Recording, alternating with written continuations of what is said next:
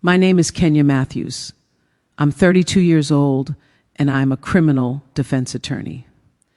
3 days ago, my twin sister walked into my law office covered in bruises so severe I almost didn't recognize her. She stood there in the doorway shaking, sunglasses on, long sleeves in 90-degree heat. And the moment she said her husband did it, something inside me snapped completely. I made a decision right then, one that changed both our lives forever. I swapped places with her, and I made damn sure he would never forget it, because when you're identical, twin shows up bleeding and broken, begging you not to call the police because she's too terrified, because he threatened to kill her if she ever told anyone. You don't think, you just react. I've spent 10 years putting criminals behind bars.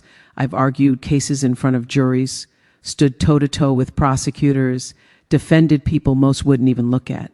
But never, not once, did I think I would have to become a criminal myself to save my own sister. And yet here we are, and I do it all over again without hesitation. Before I tell you exactly how I taught that monster a lesson, you need to understand something about me and my sister. We're not just twins, we're identical. Same face, same voice, same mannerisms. Growing up, even our parents couldn't always tell us apart. We switched places in school all the time, fooled teachers, pulled pranks, confused everyone around us. Back then, it was innocent, just childhood fun. We were inseparable, two halves of the same soul. That's what our mama always said. But life doesn't care about soulmates, even twin ones. Life pulls people apart. After high school, our paths split. I went to law school, moved to the city, chased ambition with everything I had. Kesha stayed in our hometown and became an elementary school teacher. I was working 80-hour weeks at a law firm trying to make partner. She was teaching 7-year-olds how to read, dreaming of a quiet life, marriage, a home, a family. And that's when she met Marcus Johnson. God, I should have seen the danger. I should have paid more attention. But I was too busy winning cases and impressing partners to notice her slipping away. Marcus seemed perfect at first. Pharmaceutical sales rep, decent money, charming, polished, the kind of man who holds doors, compliments your dress, smiles at everyone's mama. At their wedding, he stood there smiling like a man in love, promising to take care of her forever. I remember watching my sister in her white dress, glowing and thinking, she finally found her happiness. I was a fool. After they got married, I noticed the calls slowing down. Instead of talking every day, it became once a week, then once a month, then only on holidays and birthdays. Every time I saw her, she seemed smaller somehow, quieter, like someone was dimming her light one notch at a time. I kept telling myself it was normal, marriage changes people, motherhood changes people. I told myself so many lies because the truth was too horrifying to face. My twin sister was being destroyed in front of me, and I didn't see it, not until 3 days ago. It was a Tuesday afternoon. Light day at the office, just paperwork. I was going through case files when my secretary buzzed in. Her voice sounded tense. Miss Matthews, your sister is here, but Kenya, she doesn't look good. My heart dropped before I even saw her. I told her to send Kesha in and to hold all my calls. The door opened, and for a terrifying moment, I didn't recognize the woman standing there.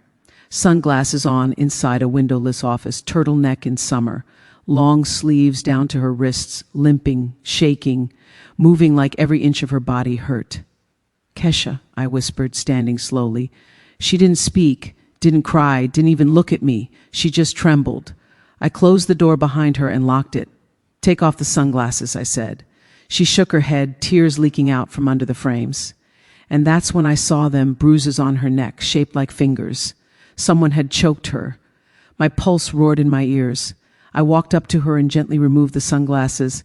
What I saw underneath, I will see until the day I die. Her left eye was swollen shut, dark purple and black. Her lower lip was split open, a deep gash across her cheekbone that should have had stitches. And the look in her one open eye, empty, completely empty, like someone had scooped her spirit out and left a shell in its place. Who did this? I asked, even though I already knew. She whispered, Kenya, please don't call the police, please. He said if I told anyone, he'd kill me. My blood boiled. Roll up your sleeves, I said. She hesitated. Kesha, I said in my attorney voice, the voice that makes criminals confess. Roll them up. She did. Bruises everywhere, old, new, yellow, purple, belt marks. Defensive wounds, cigarette burns, rope burns. He tied her up. My vision blurred with rage. Something inside me shattered. How long? I asked. 3 years, she whispered. It started 6 months after the wedding, and then she told me everything. Every beating, every threat, every humiliation, every moment she feared for her life, every moment she feared for Aaliyah's life, her 5-year-old daughter. When she told me, he slapped Aaliyah across the face for crying. I lost whatever patience or restraint I had left. I took her hands and said, give me 3 days, just 3, and I promise you he will never touch you again. She looked terrified. What are you going to do? We're going to switch places, I said. You're going to stay here, safe, and I'm going to walk into that house as you, she gasped. Kenya, no. He'll hurt you. I smiled, cold. Let him try. I left my office that day with my sister's bruises burned into my mind. Every step I took felt heavier, sharper, like the world itself had shifted under me. I brought Kesha to my apartment, my real apartment in the city, a place Marcus would never think to look. She sat on my couch shaking, crying silently, apologizing over and over for ruining my day, for being a burden, for making me deal with her problems. And every apology was another punch to my chest. That man had broken her so completely that she thought this was her fault. I made her tea, tucked her into my bed, closed the curtains so she could sleep. She looked small, fragile, but safe for the first time in years. Then I stood in front of my bathroom mirror and looked at myself, same face as hers, same eyes, same jawline, same build. We were born 2 minutes apart, but no one could ever tell who was older, and for the next 3 days, no one would know who was who at all. I took my time getting ready. I pulled my hair back into the loose bun Kesha always wore. I removed my makeup. She barely used any. I slipped into one of her oversized cardigans she had stuffed into her purse when she came running to my office. I practiced her walk, the slight slump in her shoulders, the way she looked down instead of straight ahead. I softened my voice, slowed my steps, made myself smaller, quieter, dimmer, like someone who had spent years being told not to shine. Then I drove to her house. The neighborhood was nice, deceptively so. Clean sidewalks, trimmed lawns, kids' bikes left in driveways. The kind of place where everyone pretended everything was perfect.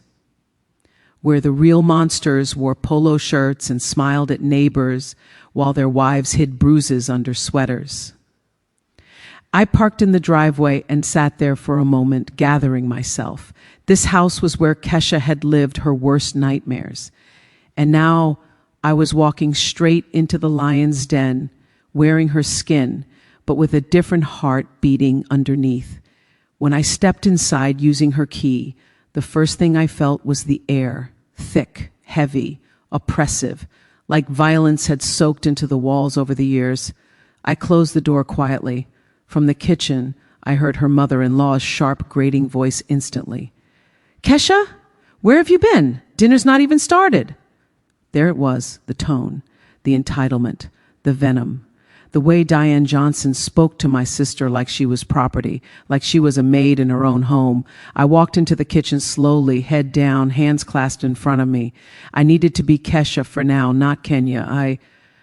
I'm sorry, I whispered.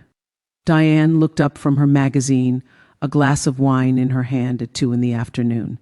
She narrowed her eyes. You look different. What's wrong with you? I forced my voice even softer.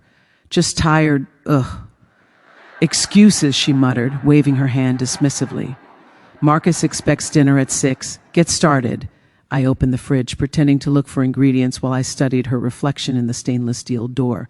For a woman who didn't work, didn't contribute financially, didn't pay rent, she sure acted like she owned the place. She didn't know it yet, but her reign was ending. Then came the sound I'd been waiting for, the thump, thump, thump of someone stomping down the stairs. His sister, Tamika. She walked into the living room like she owned it, plopped onto the couch, and instantly started barking orders. "Bring me a Coke and some chips. I've been waiting all damn day." I grabbed a Coke from the fridge, walked over and handed it to her. She snatched it out of my hand without saying thank you, cracked it open, and took a long drink. "You better not be messing up dinner again," she muttered. Marcus was pissed last night. Oh, he'll be pissed about a lot more than dinner soon, I thought. But all I said was, "I'll do better." And then tiny footsteps. A small voice. A soft, hesitant, "Mommy?" I turned and saw her, Aaliyah, 5 years old, big brown eyes, curly hair and loose pigtails, wearing a little yellow dress. She looked up at me with shyness and hope mixed together. But what hit me hardest was the way she walked. Not skipping like a carefree child, not running, not smiling. She moved quietly, cautiously, like she'd learned that loudness brought danger. I knelt down. "Hey, baby," I said softly. She came closer, peering into my face, searching for comfort. Her little arms wrapped around my neck, and she whispered, "I missed you." My throat tightened. I hugged her back gently but firmly. In that moment, everything became even clearer. This wasn't just about saving Kesha. It was about saving this little girl who had been born into a nightmare she didn't choose. And then the garage door opened. My pulse quickened. Here we go. Marcus was home. The door slammed shut behind him. Heavy footsteps, a loud sigh, no, a groan of irritation. I smelled the alcohol before I saw him. Bourbon, strong. He walked into the kitchen wearing his work clothes, button-up shirt, expensive watch, tie loosened, the picture of a respectable suburban husband. But his eyes, cold and mean. "Where's my dinner?" he snapped without even looking at me. "It's almost ready," I whispered. He turned his head slowly toward me, and for a moment he stared, really stared. Something about me wasn't adding up in his twisted little brain. Kesha never made eye contact, but I'd slipped for half a second and looked right at him. "Why are you looking at me like that?" he demanded, stepping closer. I shrank back instantly, corrected myself, lowered my eyes. "Sorry, I didn't mean to..." He grunted and sat at the table. "Hope it's edible this time," Diane chimed in from the corner. I told her the same thing. "Maybe this one won't be dry." Tamika laughed loudly from the couch. "Girl can't cook to save her life." All their voices blurred together into one disgusting chorus of entitlement and cruelty. Marcus cut into the steak, chewed. His face twisted instantly. "What the hell is this?" he snapped, spitting the food back onto the plate. "This is garbage." He stood up fast, too fast. He walked toward me, hands curled into fists. And this was the moment Kesha feared most. But I wasn't Kesha, so when he raised his hand to slap me, I didn't cower, I didn't flinch, I didn't beg. I caught his wrist midair, his eyes widened. Shock, pure shock, because in 10 years Kesha had never stopped him. But I wasn't her. Not today, not ever again. "Not tonight, Marcus," I said softly. His jaw dropped. He tried pulling his arm back, but I squeezed just enough to hurt, just enough to remind him he wasn't the biggest predator in the room anymore. Marcus stumbled back, like he couldn't understand what had just happened. His eyes darted from my hand to my face, trying to make sense of this new version of Kesha who didn't crumble at his touch. Diane's wine glass nearly slipped from her hand. Tamika sat up straighter on the couch, her mouth hanging open. For the first time in years, someone had interrupted the script they'd all been following. Marcus shouts. Kesha cries. The house falls silent. But not today. I turned away calmly and went back to the stove, stirring the pot like nothing had happened. Let them sit in their confusion. Let them feel the shift in power. They had no idea how much that moment signified. They thought Kesha snapped. They didn't know Kenya had arrived. The rest of dinner passed in stunned silence. No insults, no barking orders, no slaps across the head, just tension thick enough to choke on. Marcus finally growled, "You've been acting weird all day." I didn't respond. I simply finished cleaning, wiped my hands, and excused myself to put Aaliyah to bed. Upstairs, the little girl brushed her teeth with her tiny strawberry toothpaste. "Mommy?" she whispered. Are you happy today? That question broke me a little inside. A 5-year-old shouldn't have to measure happiness for survival. I nodded gently. Yes, baby, I'm happy. She smiled shyly, then leaned in and whispered, Daddy didn't yell today. I kissed her forehead, and he won't. She climbed into bed, her warm little hand grabbing mine. Can you stay here until I fall asleep? Always, I whispered. She closed her eyes, breathing soft and slow, trusting me completely. And as she drifted off, something inside me hardened even more. This child deserved peace. She deserved safety. And I was going to give it to her, even if it meant tearing her entire household apart brick by brick. When I stepped into the hallway, I felt the shift immediately. 2 shadows were waiting, Diane and Tamika, arms crossed, faces bitter and tight. They weren't used to being ignored, and they sure as hell weren't used to Kesha having a backbone. Diane stepped forward, her voice sharp and cold. We need to talk. I kept my face neutral. About what? Your little stunt downstairs, Tamika snapped. You don't put your hands on my brother. I didn't, I said calmly. I stopped his hand from hitting me. You disrespected Marcus, Diane hissed. And in this family, disrespect has consequences. I almost laughed. Consequences. These people had been dealing out consequences for years. Today was the first day they'd ever received any. I stayed quiet. Let them rant. Abusers love the sound of their own voices. You've been getting too bold, Diane continued, too mouthy, forgetting your place. You think you can embarrass my son in his own house? My house, I corrected softly. She blinked. What did you just say? The house is in my name, I repeated. My parents paid the down payment. I make half the mortgage. Legally, this is my house. The silence that followed was delicious. You lying witch, Tamika snapped. Marcus bought this house. No, I said simply. He didn't. Their outrage was almost comical. They'd built their entire ego structure on the assumption that Marcus owned everything, that Kesha was lucky he let her stay. Now the truth was cracking that imaginary throne right under their feet. Diane stepped closer, lowering her voice. I don't know what rebellion you're trying to start, but it ends now.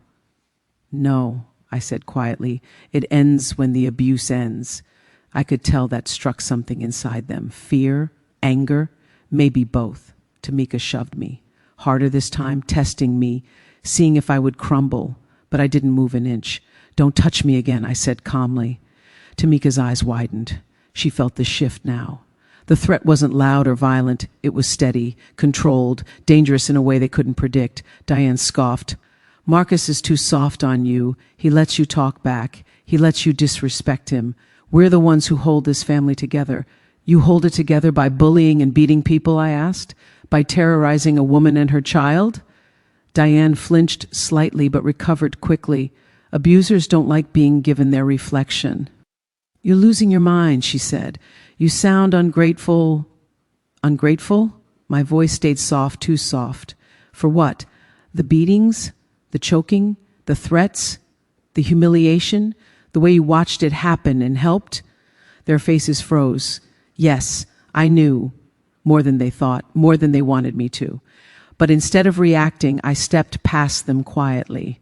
And that scared them more than any shouting could. When I reached the bottom of the stairs, Marcus was waiting, leaning against the wall, arms crossed, watching me with cold suspicion. You're acting different, he said. I shrugged slightly, just tired. That's not it, he growled. Something's off. I let my eyes drift away like I was trying to hide something, let him stew in paranoia. Nothing unravels an abuser faster than feeling like they're losing control. He stepped closer, trying to intimidate me. If you're thinking of leaving me, don't. I tilted my head. Or what? His nostrils flared. You know exactly what. You wouldn't like it. I held his gaze for 1 second longer than Kesha ever would have. That was enough. He stiffened, thrown off again. Say something. Instead, I walked past him, and that infuriated him more than any insult ever could. He was shaking with anger. He wanted to hit me. He wanted to drag me back. He wanted to reassert dominance. But he didn't, because something in me wasn't matching the script he'd written for my sister. He wasn't fighting Kesha anymore. He was fighting a ghost, a twin, a storm he couldn't see coming, and that terrifies men like him more than anything. Marcus didn't sleep that night. I heard him pacing the hallway like a caged animal, steps heavy, restless, angry. Every few minutes he stopped outside my bedroom door, like he was thinking about barging in, dragging me out, demanding answers. But he didn't, because something was wrong in his script. Something had changed. And he had no idea what. Down the hall, I could hear Diane and Tamika whispering, plotting, panicking. They were trying to figure out what had gotten into Kesha, trying to understand why the woman they were used to crushing suddenly stood tall. They didn't know it was Kenya standing there instead. They didn't know Kesha was miles away, safe. They didn't know they'd spent the entire day playing with a completely different woman, a woman trained to handle criminals, not cower from them. By morning, the whole house felt like a shaken snow globe. Everything looked the same, but everyone inside was unsettled, scrambling, confused. Perfect. I got up early, made breakfast for Aaliyah, and avoided the insults Diane usually threw during mornings.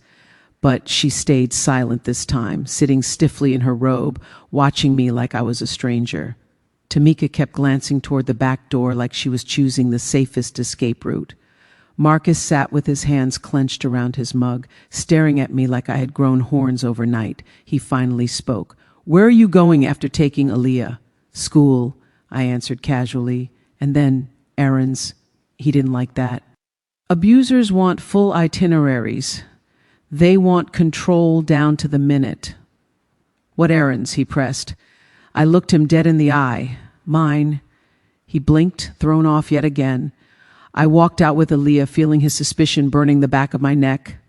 But all he could do was watch. He felt power slipping, and men like Marcus unravel fast when they're not holding all the strings. After dropping Aaliyah off, I drove straight to my actual life, my apartment, where Kesha was waiting nervously by the window. She ran to me the moment I stepped inside. "Did he touch you? Did he hurt you? Are you okay?" Her voice trembled the entire time. I hugged her tightly. "I'm fine." "Better than fine. He's confused, scared, exactly where we need him." She pulled back, eyes wide. "Kenya, you don't know him. He's dangerous. When he loses control, he gets violent." "I know," I said, touching her cheek gently. "But he's not dealing with you anymore. He's dealing with me." Kesha shook her head. "I don't want you to get hurt because of me." I took her hands in mine. "Kesha, listen to me. He's not going to hurt me, and he's not going to hurt you again, or Aaliyah ever again. But I need 3 full days. Today is day 2. She swallowed hard. "What are you going to do?" "Document everything," I said. "Expose everything. Break him from the inside out. And when I'm done, he won't have the strength left to lift a hand at anyone." Kesha finally nodded, wiping her tears. "I trust you." I kissed her forehead. "Good. Now let me finish what he started." Back at the house, Marcus was waiting near the door like a guard dog. He stepped into my path before I could even take my shoes off. "You didn't answer your phone," he said. "My hands were full." "That's not an excuse." "I'm not giving excuses," I said simply. Again, that threw him off. He didn't know how to deal with a version of Kesha who didn't tremble, didn't apologize, didn't shrink. "You need to stop this attitude," he said, stepping closer. "And you need to stop talking to me like I belong to you," I replied calmly. He grabbed my wrist, hard. There it was, the real Marcus. The violence bubbling just under the surface. I looked at his hand around my wrist, then back at him. Not scared, not panicked, just observing. "You're hurting me," I said softly. "Good," he spat. "Maybe that'll remind you who runs this house. I didn't yank away or fight. I let him hold on, let him squeeze, let him get bold, because the small camera I'd hidden behind the hallway picture frame had the perfect angle. I work all day," he growled. "I come home to cold food, disrespect, attitude. And you think that gives you the right to put your hands on me?" I asked. "It gives me the right to correct you," he snapped. And then he made his mistake. He raised his other hand, closed fist, ready to hit. That was all I needed. I twisted my wrist sharply, breaking his grip, deflecting his punch, using his own momentum to spin him around.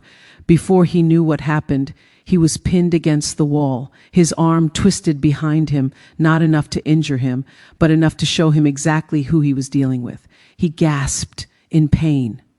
Kesha, what are you? I told you, I whispered into his ear. Don't put your hands on me again. Then I let him go and stepped back calmly. Marcus spun around, eyes filled with fury and something he hadn't felt in years, fear. You're not Kesha, he whispered. I tilted my head slightly. A woman can change. No, he insisted, stepping back. You're different. You're stronger. He stopped himself, shaking his head as if trying to make sense of the impossible. You're not her. I didn't answer. Let him wonder. Let him panic. Let him start questioning his own reality. Fear is a powerful weapon. He stormed out of the room, slamming the door behind him. Diane rushed to him, fussing like she always did. Tamika hovered nearby, trying to glimpse me from the hallway. Good. Let them all feel the shift. Let them feel the dread settling into their bones. This wasn't their punching bag anymore. This was a storm wearing Kesha's face. Later that evening, while the house was quiet and tension simmered, I sat with my laptop, downloading footage from the cameras, every threat, every shove, every grip, every word. I watched Marcus grab me frame by frame. I watched his fist rise. I watched his mother look on. I watched his sister smile. Evidence. Golden, undeniable evidence. Tomorrow would be day 3. The day everything burned. The day they realized what I really came to do. By the time the sun came up on day 3, the entire house felt like it was vibrating with tension. Marcus barely spoke during breakfast. Diane kept wringing her hands. Tamika kept pacing the living room like she was waiting for something to explode. And they were right. Something was going to explode. They just didn't know it was me pulling the fuse. I handed Aaliyah her backpack and kissed her forehead before taking her to school. She waved at me with that tiny smile that somehow held more strength than all 3 adults in that house combined. Once she was safely inside the building, I sat back in my car and exhaled. Today wasn't going to be about subtle intimidation or quiet power moves. Today was the day the Johnson family learned what consequences felt like. When I returned, Marcus was waiting again, this time sitting in the armchair like a king waiting to issue punishment. Diane stood behind him, arms crossed, lips tight.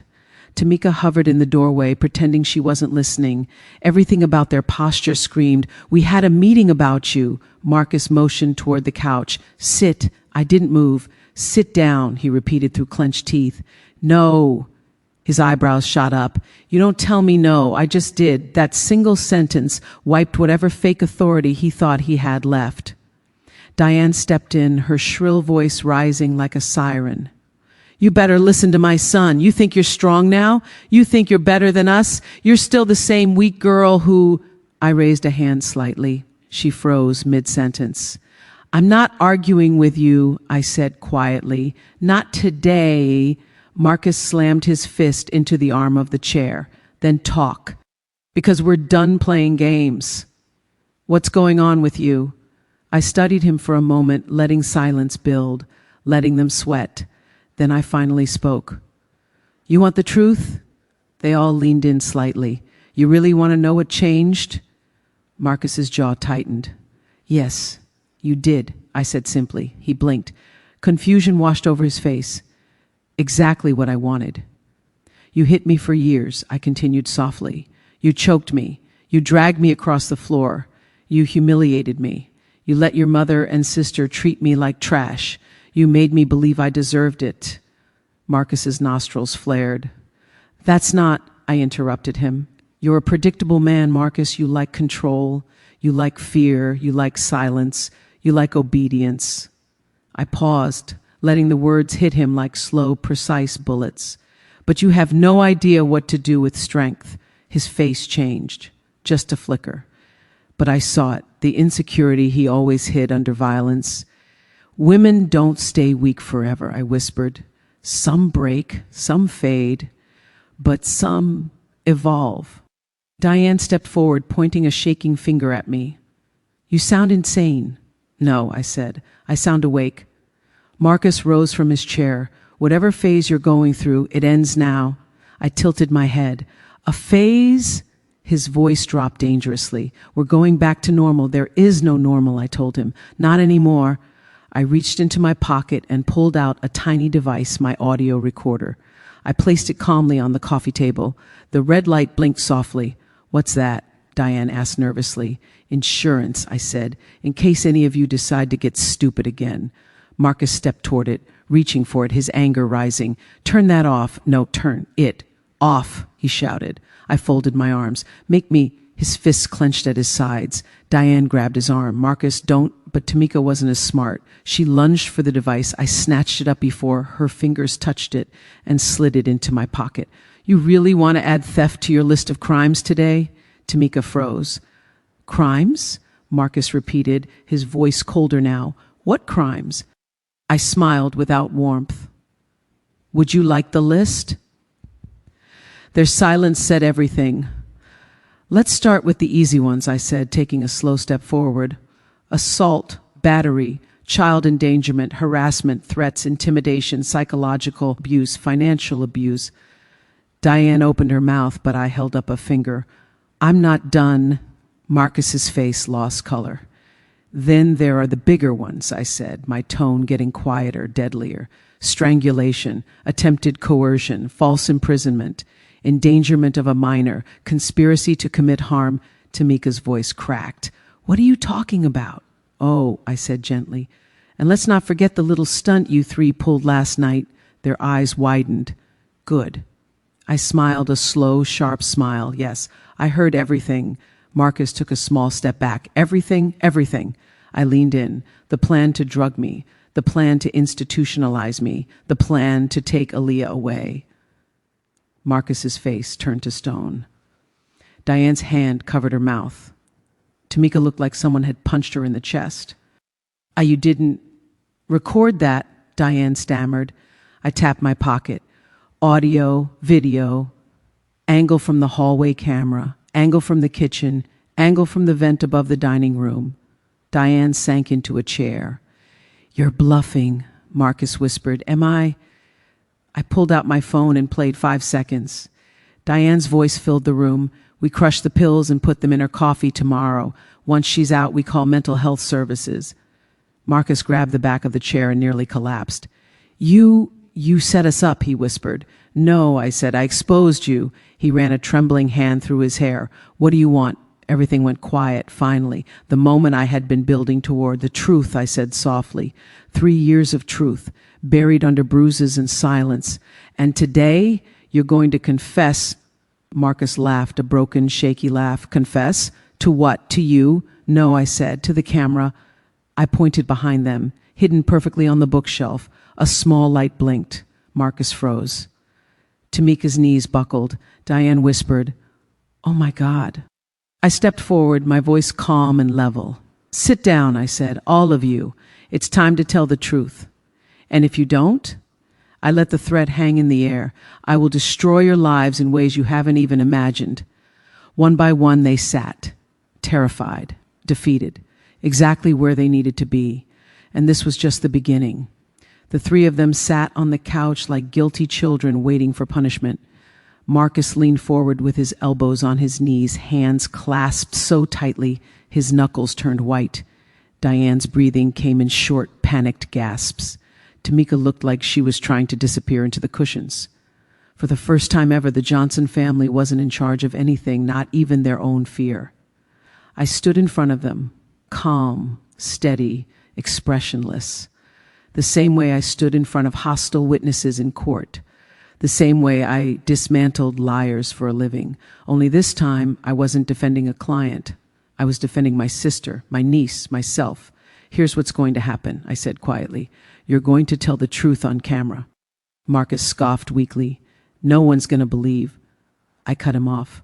Marcus, you don't have a single card left to play.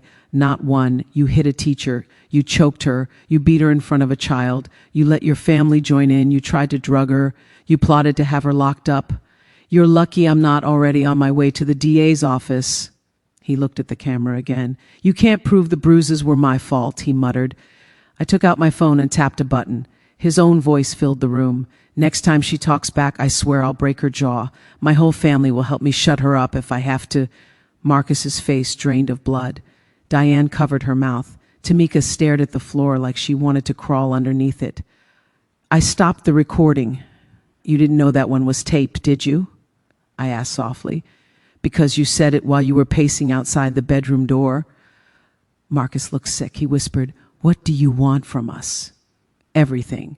But I wasn't going to say that. I sat on the armchair across from them, crossed my legs and folded my hands. I want you to talk, plain and simple.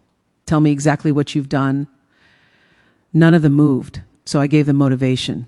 If you don't, I said, I will take every piece of footage, every recording, every document, every bruise photo, and deliver it directly to the district attorney. You hit the jackpot with me living here these 3 days. Because if Kesha had walked into that police station alone, she wouldn't have half this evidence. But I collected everything. I know how to build a case from scratch. Tamika swallowed hard. Her voice was barely a whisper. They'll arrest us. Yes, I said calmly. All 3 of you. Diane begged. Can you please stop? I said sharply.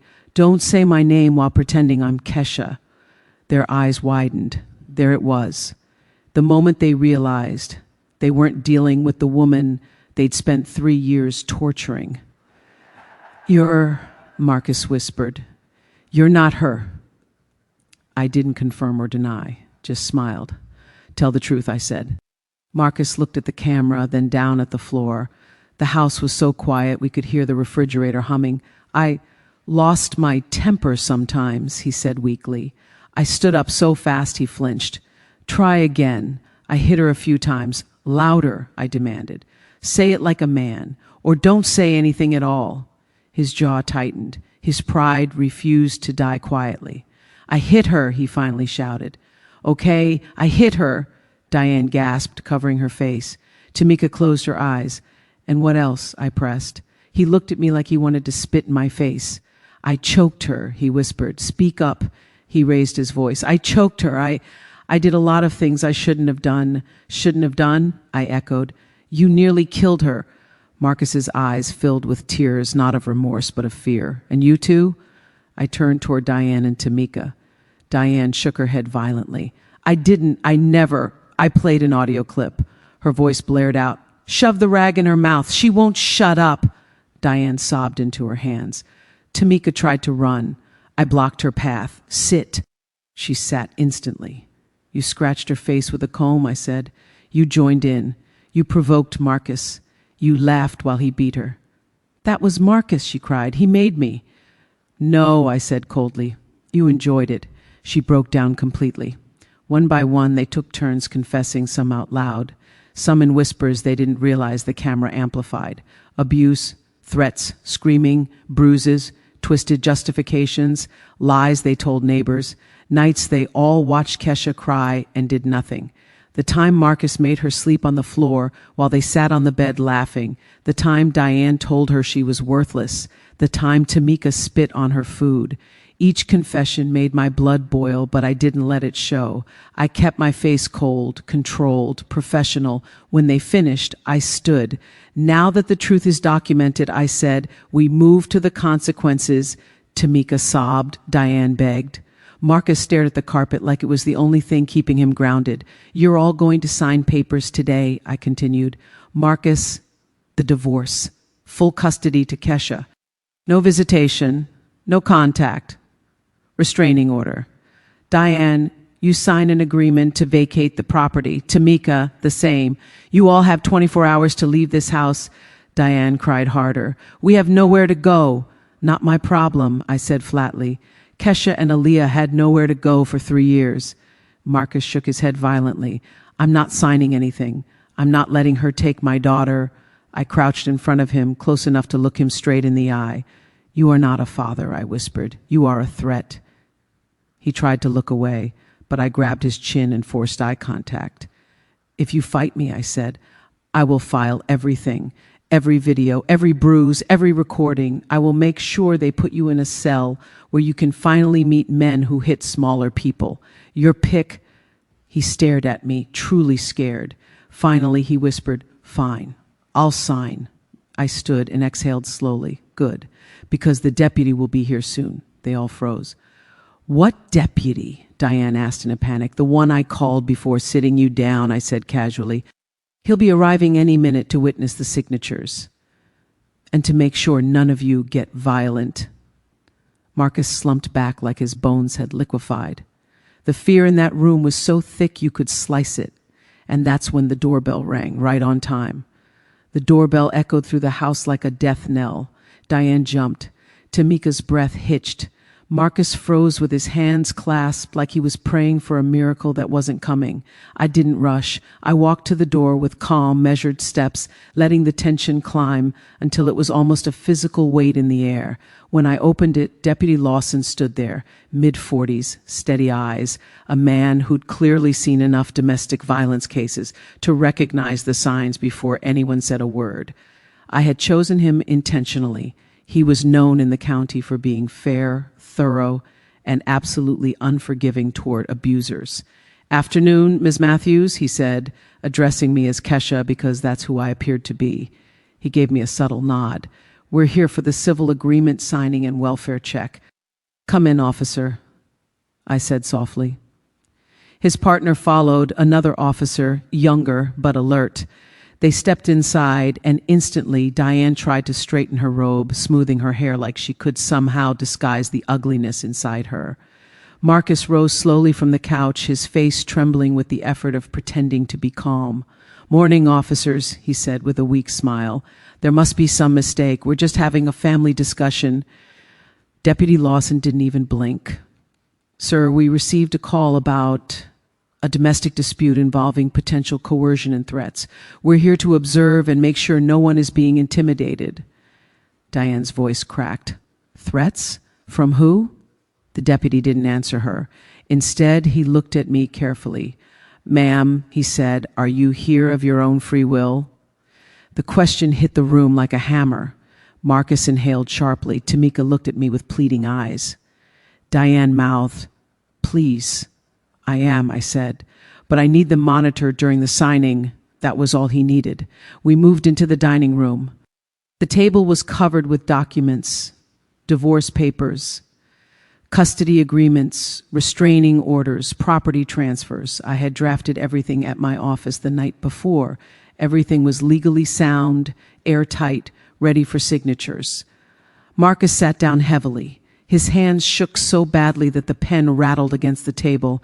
"Mr. Johnson," Deputy Lawson said sternly, "you'll sign without resistance.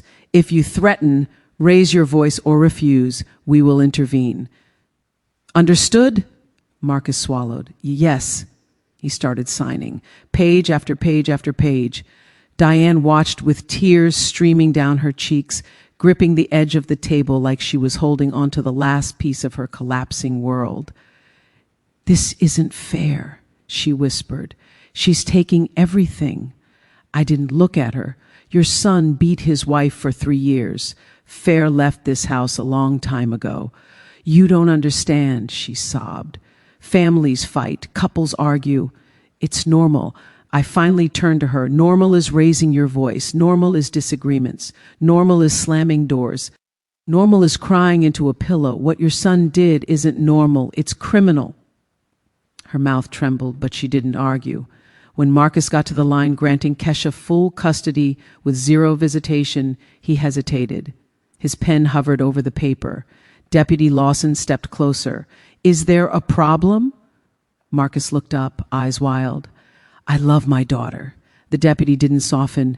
"Then you should have loved her mother better." Marcus slammed the pen down, gripping his hair. "This isn't right. I'm her father." I walked around the table until I was standing right behind him.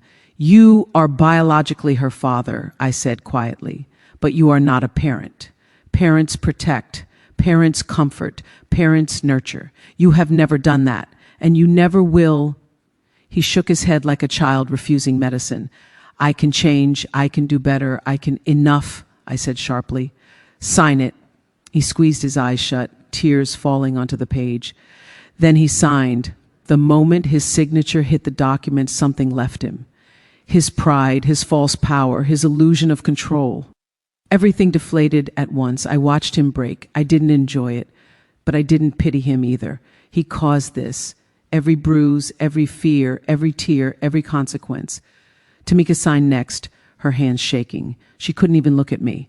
Diane signed last, crying so hard her shoulders shook. But she signed. They all did. Deputy Lawson gathered the papers, looked through each one, and nodded. They're legally binding, he confirmed. We'll file them with the clerk's office today. Diane let out a wail. Marcus dropped his head into his hands. Tamika slid slowly down in her chair like the world was caving in. I exhaled slowly. It was done. But the day wasn't over. Now, Deputy Lawson said firmly, the three of you are to vacate the premises within 24 hours. If you are still on this property tomorrow, you will be removed and potentially charged with trespassing. Diane gripped the chair. We have nowhere else to go. That's not our concern, Lawson replied. Your daughter-in-law and her child have priority here. Marcus looked like he wanted to fight, but he had nothing left. No leverage, no lies, no control. His world was gone. Deputy, he whispered, can I at least say goodbye to my daughter? I answered before Lawson could. No. He looked up at me slowly, pain twisting his features. Why? Because you never said goodbye before hurting her mother. Because you never said goodbye before scaring her. Because she's safer without your words in her head.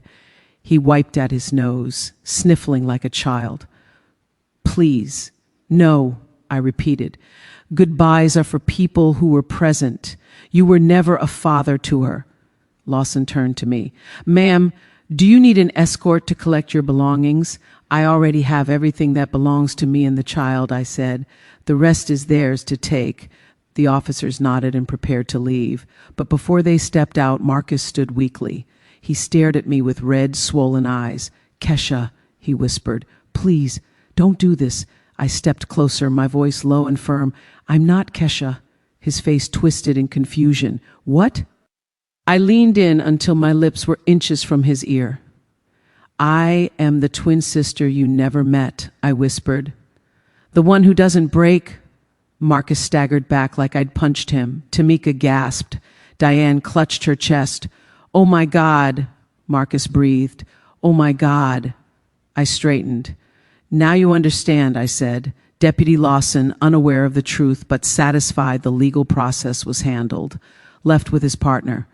And as soon as the door closed, I turned back to the Johnson family. You have 24 hours, I said. If you're still here tomorrow, you won't be walking out. Then I walked upstairs, calm, composed, victorious. It was time to bring Kesha home. The moment I stepped out of that house, a silence settled over me. Silence that didn't feel empty but powerful, like the calm after a battlefield victory. The air outside felt lighter, cleaner, nothing like the thick, suffocating tension trapped inside those walls. I walked to my car without looking back. There was no need. The Johnsons were finished, and they knew it. The drive to my apartment felt strangely unreal. For 3 days, I had lived inside a nightmare that wasn't mine, worn my sister's pain on my skin, breathed her terror, and carried her burdens like armor. But now, that armor felt lighter. The storm I unleashed inside their house had done what it needed to do. When I opened my apartment door, Kesha was sitting on the couch, hugging a pillow to her chest. Her eyes flew up the moment she saw me. Kenya? She whispered.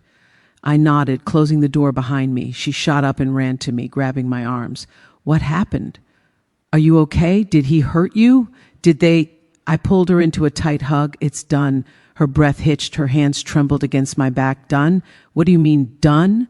I pulled back just enough to look at her. The divorce is signed, full custody, no visitation, no contact. They're being forced out of the house within 24 hours. She froze, completely froze, like her mind couldn't process the words. What? She whispered. They signed? Yes, I said softly. I made them sign everything. Her lips parted as tears filled her eyes, not from fear this time, but from overwhelming disbelief. She pressed her shaking hands to her mouth and sank onto the couch. I don't understand, she whispered. They agreed? Just like that? No, I corrected gently, sitting beside her. Not just like that. I had evidence, I had recordings, I had witnesses, I had officers come to supervise. They had no way out. Kesha stared at me with a strange mixture of awe and terror. Kenya, what did you do? Everything you were too, scared to do. I answered quietly. Everything you didn't have the strength to do because he stole that strength from you. She sobbed into her hands, loud, raw, painful sobs that didn't sound like sadness but release. Years of silent suffering finally pouring out. I wrapped an arm around her shoulders and pulled her close. You're free now, Kesha. Free, she whispered, as if tasting the word for the first time. We stayed like that for several minutes until her breathing steadied. Then she looked up suddenly. Aaliyah, she said, what about my baby? Does he know she's with me? No, I said immediately. He asked to see her. I said no. Kesha squeezed her eyes shut, shaking her head. He'll be mad. He'll try to fight. He won't, I said firmly, because he knows what I have, because he knows going to court means prison, because he knows the system won't protect him anymore. She hugged herself, absorbing that truth. And now, I continued gently, you're going to go home, to your house. Without him, without his shadow, without his mother or sister poisoning the air around you.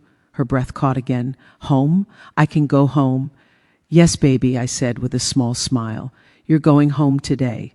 She stood slowly, almost in a daze. I never thought I'd walk into that house without fear. Well, you will, I said, with me beside you. We packed her bags, things she brought with her, documents, small items she'd kept with her for comfort. Then we drove back to her home. As we pulled into the driveway, Kesha stared through the windshield, her hands trembling on her lap. The house looked exactly the same, but she wasn't the same woman who had fled it 3 days ago. Are they still inside? She whispered. No, I said, they're out. The officers made sure they left while we were gone.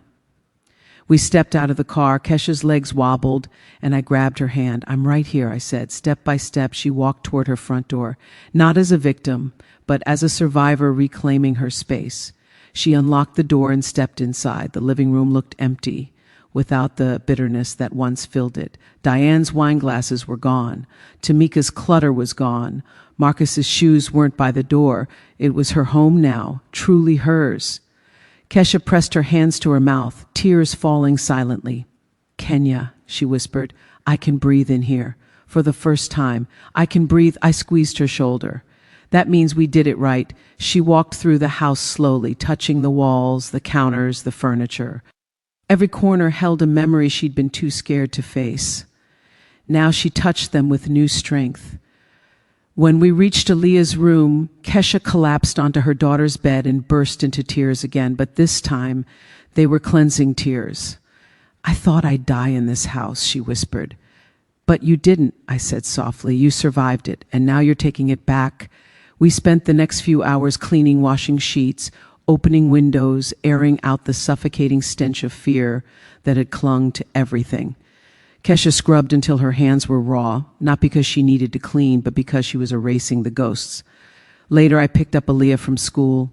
The moment she saw her mother standing in the doorway, she dropped her backpack and ran into her arms. Mommy, she cried. Kesha lifted her daughter and spun her around, laughing and crying at the same time. I'm home, baby, she whispered. Mommy's home now.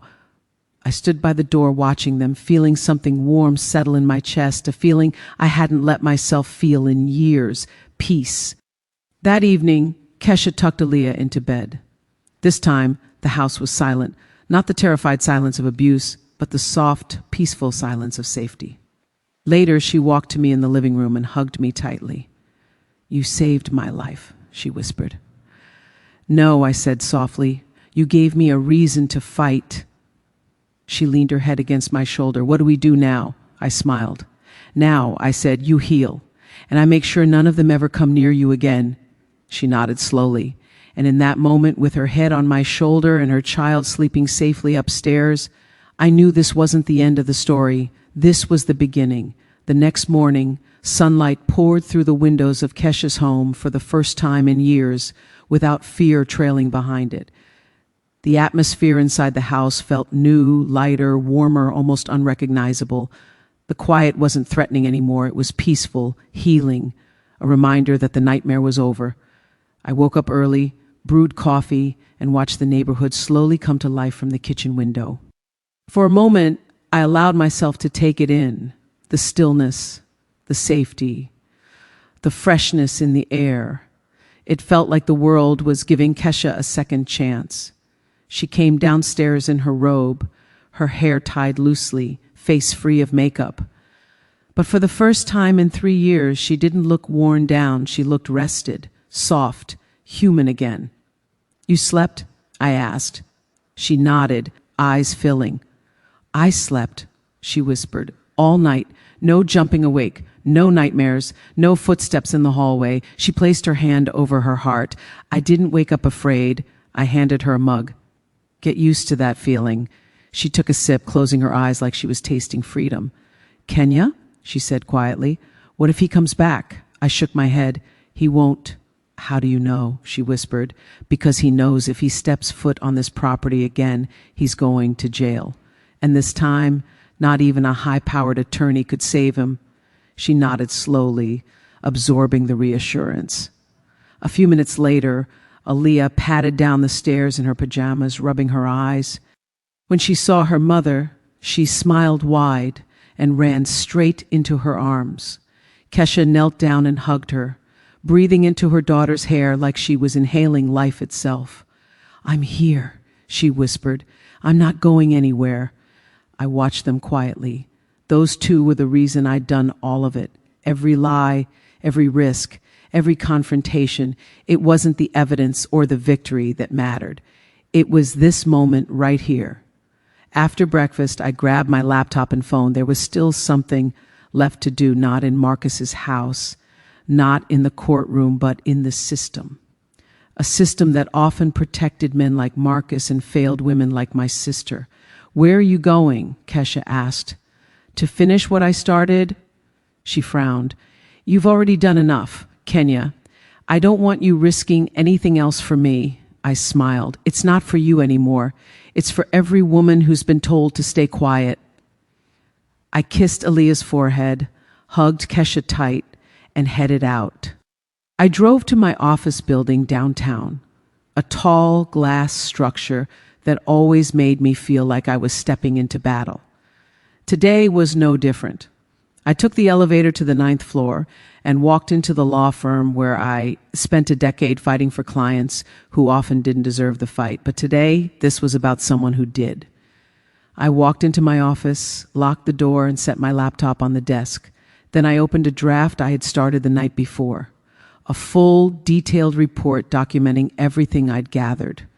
The timeline, the recordings, the bruises, the medical records, the audio from Diane's bedroom, the video of Marcus choking me, the footage of Tamika scratching my face, the plan to drug me, the plot to institutionalize me, the threats to take Aaliyah, the years of psychological torture, all of it laid out in clear, undeniable detail. I attached the digital folder packed with every piece of evidence. It was a mountain even the most lenient prosecutor would be forced to crush them under it. Then I addressed the email to District Attorney's Office. Subject, domestic violence report, urgent review requested. But I didn't send it, not yet. Because I had promised Kesha a future free of fear, not a future consumed by court hearings and trials that could drag on for years. She needed peace first. She needed stability, therapy, time to breathe.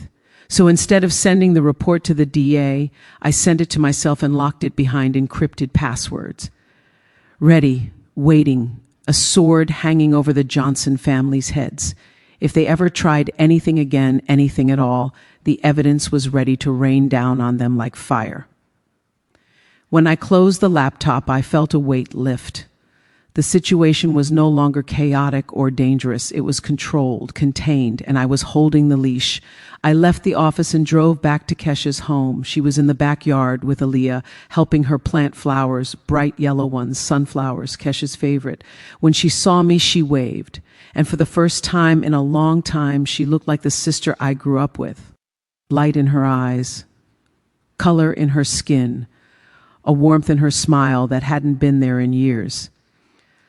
"I thought you were going to be gone all day," she said when I reached the yard. "Not today," I said. "Today is for you." We spent the afternoon cleaning the house together, opening every window, letting sunlight pour into the corners that had never seen it under Marcus's rule, packing up things that reminded her of her old life and throwing them away, rearranging furniture, changing the energy of the house entirely. In the evening, Aaliyah insisted we have a tea party in the living room. She set out her tiny pink teacups and poured imaginary tea with the seriousness of a queen. Kesha laughed, really laughed, as Aaliyah told us stories about school and friends and her favorite teacher. It was the sound of freedom. When Aaliyah finally went to bed, Kesha came to sit beside me on the couch. "Kenya," she whispered, "I don't know how to thank you." "You already did," I said. "You survived." She shook her head. "You saved my life." I held her hand. "You saved your own life by coming to me. I just finished the job." We sat in silence for a while. Then she said, "I'm scared the peace won't last." I squeezed her hand gently. "It will. And if they ever try to take it from you again, I'll burn down their world twice as hard." She laughed softly through tears. "I believe you." "You should," I said later that night. After she went to bed, I stepped outside onto the porch. The neighborhood was quiet. The wind was soft. Somewhere down the street, a porch light flickered. Everything was calm, and for the first time in this entire ordeal, I let myself breathe, deeply, fully, without the weight of revenge or strategy on my shoulders, because my sister was safe, and that made everything worth it. The next morning felt different, not just peaceful, but purposeful, like the house itself was waking up after a long sleep. Rays of sunlight slipped through the curtains, warming the wooden floors. For the first time, the air didn't feel heavy. It felt open, bright, safe. Kesha stood in the kitchen, wearing one of her old T-shirts, hair tied up, humming to herself while making pancakes. It was such a simple sight, but it made something tighten in my chest. This was the version of my sister the world hadn't seen in 3 years, the soft, warm, joyful woman buried under bruises and fear. Now she was resurfacing. Aaliyah came running down the hallway, giggling, dragging her stuffed bunny behind her. "Mommy, Mommy, pancakes!" Kesha lifted her daughter into her arms and kissed her cheek. My baby girl deserves the biggest pancake. Watching them was like watching 2 flowers bloom at once, the kind of moment you freeze in your mind forever. After breakfast, Kesha helped Aaliyah get ready for school. When they stepped out onto the porch, Kesha hesitated, glancing nervously at the driveway. A reflex, a memory of waiting for Marcus's car to pull up, waiting for the storm to return. But there was nothing there, just sunlight, just safety. She looked at me with a shaky breath. "It still feels unreal." "It'll start to feel normal," I said. "One day at a time." She nodded, kissed Aaliyah's forehead, and watched her hop into the car with her backpack bouncing.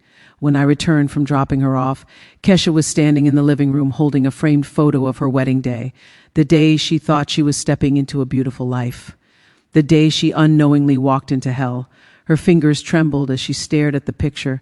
"I don't even know who I was back then," she whispered. I walked over and gently took the frame from her hands. "You were hopeful." He took advantage of that. "But the woman I saw these last few days, she's stronger than the girl in this picture ever was." Kesha wiped her eyes and exhaled shakily. "What should I do with all this stuff?" "Whatever helps you heal," I said. "Burn it, box it, throw it out, whatever gives you peace." She gave a small nod and placed the wedding photo into a cardboard box marked "Donate." An entire chapter of her life closed. The rest of the morning was quiet, peaceful. Kesha cleaned the drawers, sorted through papers, made a list of things she wanted to fix around the house. She had a light in her eyes that hadn't been there before. It was subtle, but it was growing, her sense of control returning step by step. Around noon, my phone buzzed. I checked the screen. Unknown number. I already knew who it was. I answered anyway. "Yes?" Marcus's voice came through, hoarse, shaky, nothing like the arrogant man from before. "Kenya, I know it's you. I know you're not Kesha." I leaned against the counter. "Took you long enough," he exhaled shakily. I'm not calling to fight. I don't know what to do. You accept the consequences, I said, and stay away. You destroyed my life, he whispered. No, I corrected. You destroyed your own life. I just stopped you before you destroyed hers. He fell silent. Then, can I talk to Aaliyah, please? Just once. I closed my eyes. No. He inhaled sharply. I'm her father. No, I said coldly. You're the man who terrified her. He didn't respond, so I continued. You scared your daughter. You made her flinch when someone dropped a fork. You made her cry herself to sleep. You made her watch the woman she loved most in the world break. You forfeited the title of father a long time ago. He broke. I heard it, the muffled sound of him crying, trying to hide it, but failing. Marcus Johnson, the man who used physical intimidation to control everyone around him, sobbing through the phone. I'm sorry, he whispered. Tell her I'm sorry. No, I said, because she doesn't need your words. She needs healing. He sniffed. Will you ever send the evidence or put me in jail? I thought about it. Then I answered truthfully. That depends on you. If you stay away and follow the court orders, the evidence stays where it is. If you violate anything, I'll bury you with it. He breathed unevenly, defeated. Goodbye, Kenya. Goodbye, Marcus. I hung up. Kesha stepped into the room slowly. She had heard enough of the conversation to know who it was. Was that him? She asked quietly. Yes. Is he okay? I looked at her carefully. Why do you care? She hugged herself, looking conflicted. Because for 3 years, all I felt was fear. And now that the fear is gone, I don't know what to feel. I'm angry, but I'm also relieved and guilty and confused. I touched her shoulder. That's normal. You're allowed to feel everything. There's no correct way to react after abuse. She nodded, tears forming again. What did he say? That he's sorry. She let out a shaky breath. I don't want his apology. You don't need it, I said gently. You already won. We spent the rest of the afternoon walking through her neighborhood, something she hadn't done in years without checking over her shoulder. She pointed out the houses of neighbors she used to talk to before Marcus isolated her. She picked flowers with Aaliyah. She laughed at a silly joke the mailman made. She looked alive. Later that evening, we cooked dinner together, not rushed, not terrified, not waiting for footsteps or slammed doors. Just two sisters, side by side, finally breathing the same air freely. After eating, we tucked Aaliyah into bed.